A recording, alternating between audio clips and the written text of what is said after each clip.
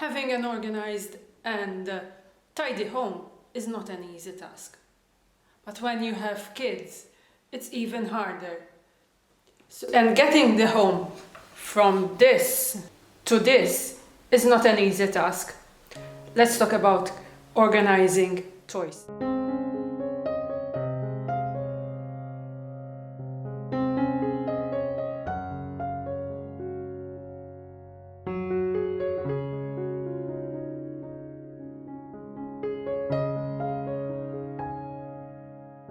Welcome back to my channel, and if you are new, welcome.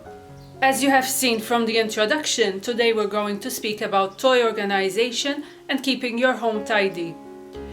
We all know that with kids come toys, and keeping your home organized can be challenging. So in this video today I'm going to talk about ideas how you can organize your toys and show you how I organize my kids' toys. At the moment I am in my son's room. He doesn't actually sleep here, but most of his toys are stored over here. However, I do keep some toys in our living room where he can play during the day, and I can keep an eye on him as well.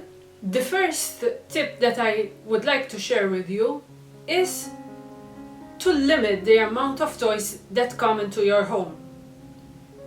By this, I don't mean that you don't buy your kids toys, but limit them to Christmas, birthdays, and maybe a special occasion. The more toys your kids have, the more overwhelmed they are. They will start taking everything out, putting everything on the floor, and practically not play with anything. And most likely they'll go to your kitchen cupboard, take out all the pans and pots and play with those instead of their toys. So limit the number of toys. But if you are in the situation that you already have toys in your home, then the second tip is to declutter regularly. Involve your children in it. Give away toys that they are no longer playing with them, or even sell toys that they are no longer playing with. This will be a continual process, so it's not something that it's done once, but you have to do it regularly, preferably before Christmas and before any birthday parties or any other situation where you know your children will be getting toys. If you are going to organize a birthday party for your child, then considering having a $5 or a $10 party. So what am I talking about? What is a $5 party? Basically, this party is a birthday party, and instead of your guest getting over presents for your child, you would have already identified the present you want to give to your child. Maybe you want a bicycle, maybe a large motorized car, which is quite a big expense. So what you do is you send out the invitation, say it's a $5 party, and your guest will contribute €5 towards the present you want to purchase for your child. So the guests won't be coming with any presents, they just come and give out the money, and you would put those money that you receive towards the present for your child. Obviously you would need to pay the majority of the amount yourself, but it's a great way to limit how much presents your child gets. Your guests will know that they will be contributing towards a present that the birthday boy or girl definitely would love. So consider it.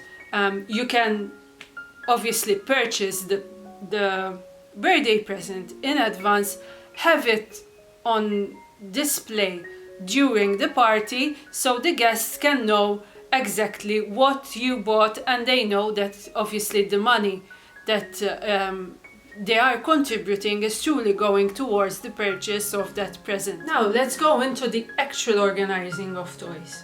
When you think about organizing toys, think macro, not micro. What do I mean?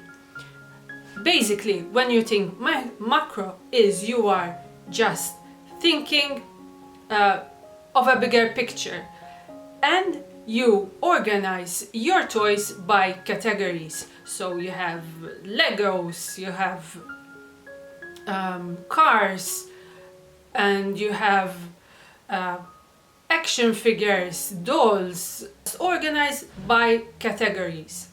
Another tip is, unless you are doing a toy rotation system when you need to store away your toys, avoid having closed baskets. Always opt for open baskets. Kids will not have the patience to stay opening and closing the basket to put it neatly. Forget it.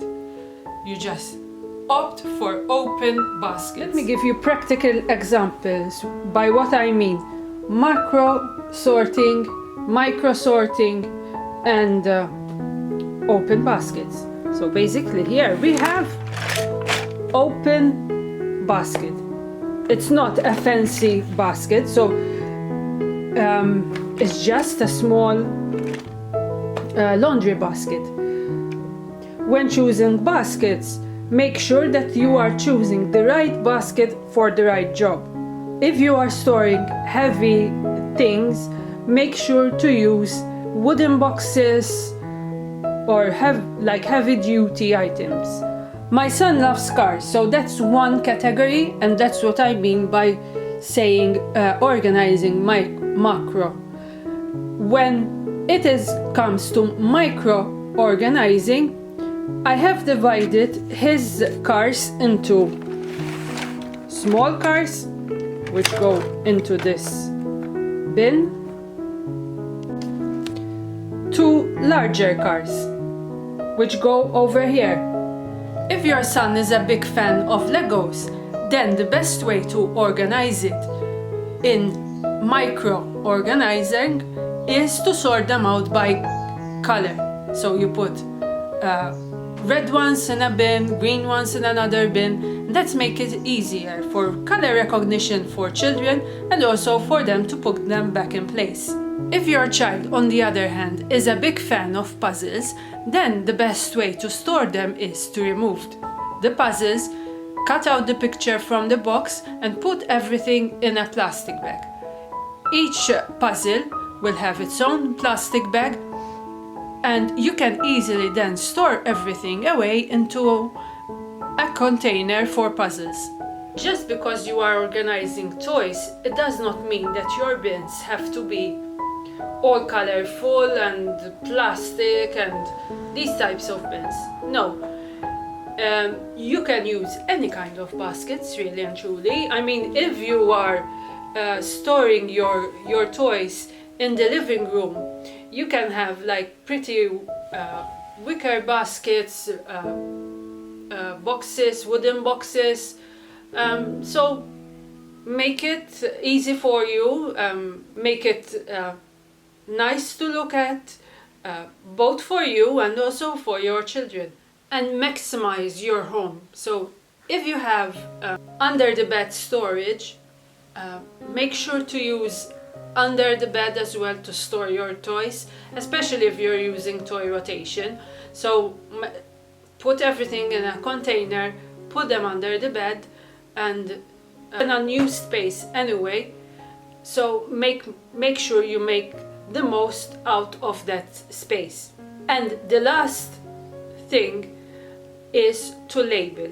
Yes, it might sound stupid, but labeling everything is key for your children. This not only helps your child to put their toys back in place, but if your child doesn't know how to read, associating a picture with a word helps them recognize and associate that picture with the word.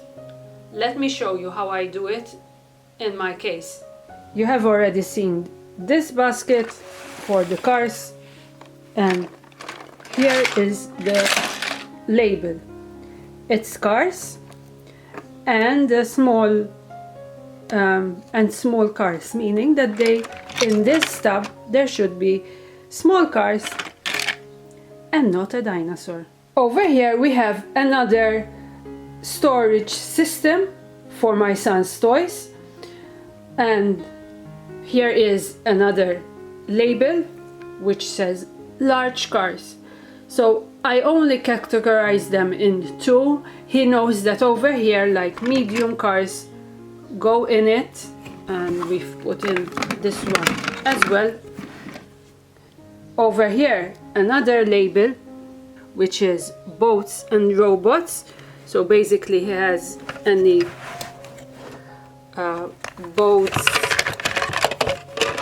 any bits and pieces of robots, and it's really a miscellaneous kind of